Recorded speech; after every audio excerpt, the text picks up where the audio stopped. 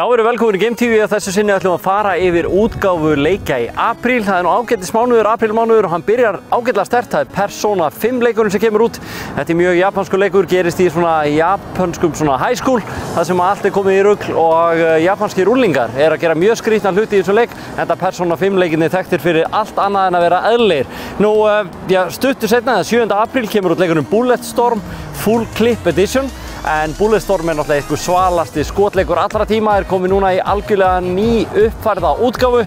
Þarna getur maður kastað einhverju græjum út, dregið óvinnar til sín og skotið á loftinu, allt í svona líka slow motion. Þvílíkur leikur, mjög harður skotleikur.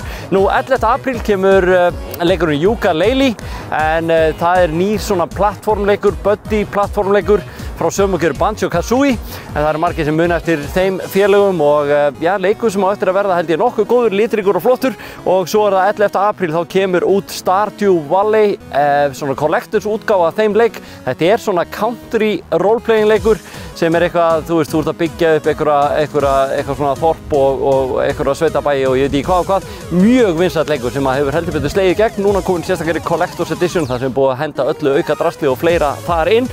Nú talandi svona Collectors Editions, þá það 21. apríl kemur út Dark Souls 3 eða Game of the Year Edition á honum. Þetta leikur náttúrulega sem löngu komin út, einn erfiðasti tölvuleikur allra tíma. Núna í sérstaklega Game of the Year Edition, þar sem búið að tróða öllu DLC og drasli þarna inn og það verður gaman fyrir þá sem hafa gaman að pína sig í tölvuleik að tékka á því. Nú 25. apríl, það verður nokkuð stór, þar kom út nokkur öflugir leikir eins og Dragon Quest Heroes 2. Þetta leikur frá Square Enix, mjög svona litríkur og skemmtilegur roleplaying leikur, svona með smá keima Final Fantasy stemmingu, opinn heimur og bara mjög heillandi og flottur. Einnig 25. apríl kemur út Outlast 2. Það eiginlega eini tölvuleikurinn sem ég hef drullað í mig af hræðslu og nánast hætt að spila því að ég var alveg eins og bara eitthvað lítið barn, skítrætt út í hótni í fósturstellingunni og það ekki góð tilfinning, þannig ég hætti algjörlega að spila hann. En 25. apríl kemur einnig út leikurinn Sniper Ghost Warrior 3.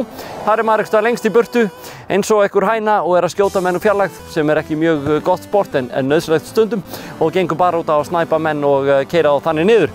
Nú svo endar mánuðurinn á tveimur svakalögum, það Little Nightmares sem svona plattformleikur í anda Little Big Planet, svona listræn, svona framsetning, grafíkin mjög sérstök og flottur leikur. Og svo það Mario Kart 8 sem kemur út fyrir Nintendo Switch, þannig að Nintendo menn eru duglegir að henda út núna leikinn fyrir vélina. Það allar helstu stjörnur Nintendo fyrirtæki sem detta þar inn. Þannig að apríl, fínn mánuður. Sjálfur ég nú spenntastur fyrir, ég ætla að sé ekki Mario, verður gaman að prófa hann í Switchið og jú, svo Outlast 2. Ég ætla að manna mig upp, kaupa fullorðinsplayur og spila Outlast 2. Ég hvet ykkur til að tékka á þessa seríu, hræðileg í besta skilningi þess orðs. En þetta útgáfan í apríl.